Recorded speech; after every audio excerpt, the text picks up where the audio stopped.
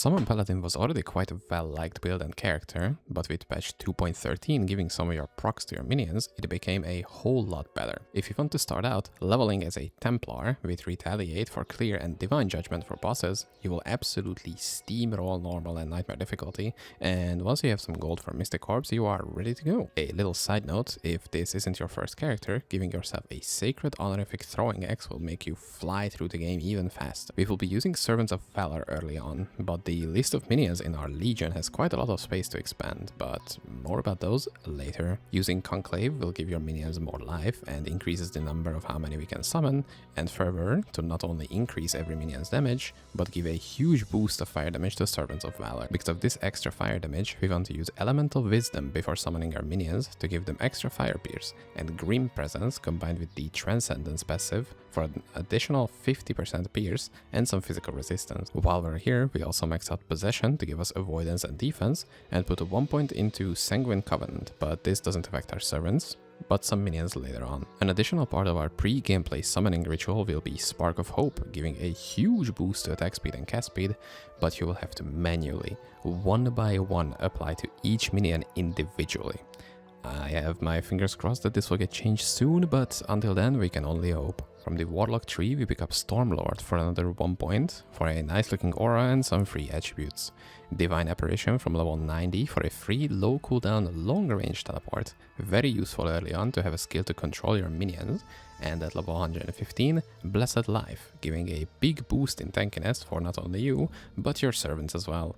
If you have some spare points later on, feel free to dump them here. Now for the items we use. Since this build early on is very solo self-found friendly, there is no big rare item which you cannot function without, but there are some big ticket items which will be a large impact once you get them later on. Crafting sacred rare items with tainted shrines on pretty much every single slot as soon as you can will give you a noticeable damage increase. Until you cannot do that, honorifics will do just fine. Also, make sure minion res reaches 75% as soon as possible. It's much nicer to just go from monster to monster than having to constantly summon new minions because they die easily. Some nice stats to look for when you're making shrine crafted items. Belts can roll +2 Paladin skills, body armors can roll +2 all skills, crystal swords can roll +4 all skills, and a bunch of procs, but we will mention those later. Paladin shields can roll +4 Paladin skills and +1 maximum Paladin minions, and pretty much every armor type can get some maximum resist. To fill in the sockets, using Hell runes early on will give you a nice damage increase. Transitioning those to crafted jewels is really expensive, but a really good alternative is to keep looking for random jewel drops, since those can roll up to 8% minion damage and possibly even other useful stats. Sometimes finding a Katamari jewel will also bump up not only damage but survivability as well, and those could be used for a very long time. When it comes to weapons specifically, we will be using 2 sets, one for summoning and one for actual gameplay.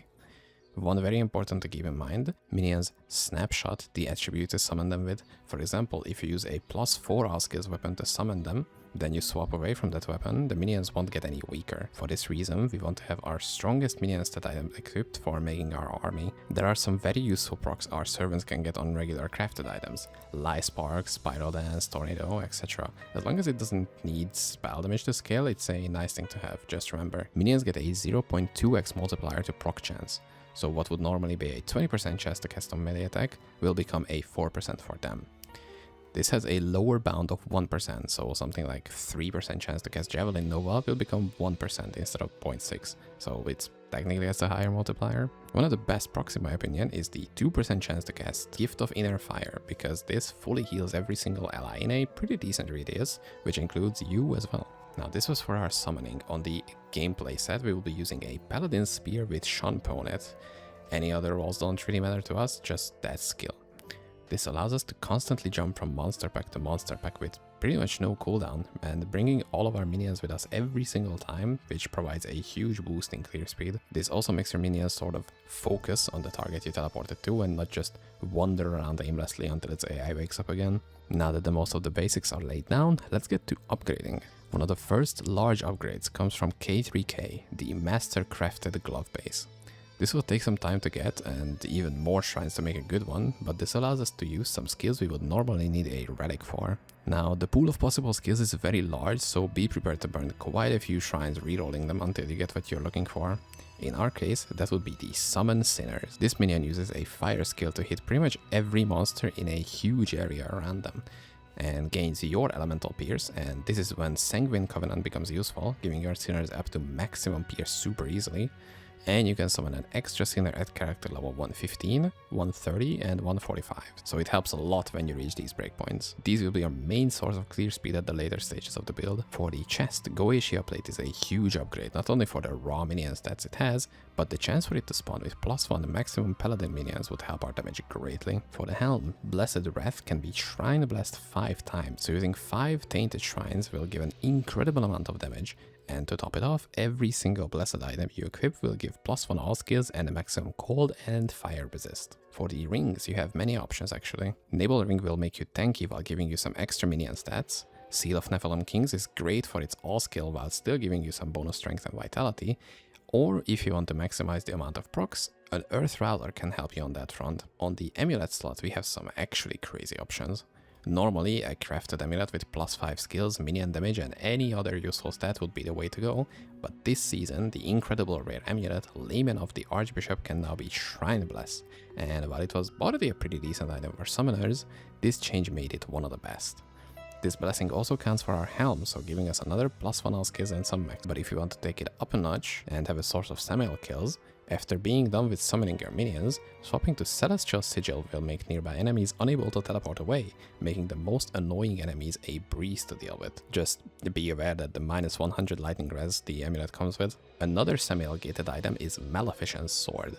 Replacing our Shunpo Spear, this will allow us to use a shield on the weapon swap too, meaning we can either keep a +1 maximum Paladin minion shield on both setups, or use a Herald of Zakarum shield, so we can get some extra support from all the Champion of the Sun minions we can now summon. But with this setup comes another -100 lightning res, which can be incredibly difficult to balance out, as well as the Harbinger skill on Maleficence is really mana hungry, so keep that in mind when you want to make the switch. As for the rest of the slots, we just need really strong crafts.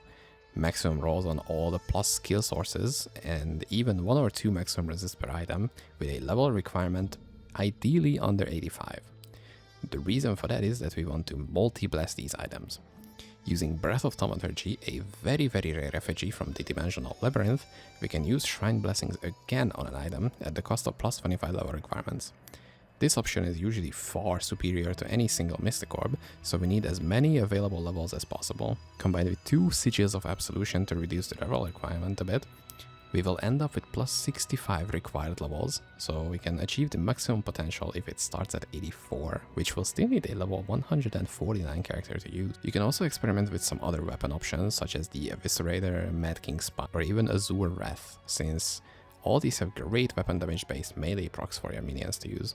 The relics are another very important set of upgrades, but due to the nature of how rare these are, I'd keep these as like aspirational, very late game upgrades if you don't have the options of trading. Servants of Valor, very straightforward, faster summoning, more damage. Summon Sinners is actually very important since Sinners benefit a lot from skill levels, so having the Glove plus Relic at the same time will do wonders for your clear speed. Now, Summon Frostwalker and Glowing Fungus are actually bad, since they, with Sinners, count as Exodia minions, and they block each other from being able to be summoned unless you're using the Exodia chest as well, which I honestly don't really recommend. The regular setup is much more better in my opinion. Summon Protector Spirit is incredibly strong. They cast Bloodlust. With your skill level using a more late game setup, this bonus can be at least 10% overall damage increase, which is huge. Champion of the Sun would give you and your minions some extra elemental and physical resist, and you wouldn't need to rely on using Herald of Zakarum for the summon. Now, besides these, any relic with some useful minion stats is a absolute welcome addition.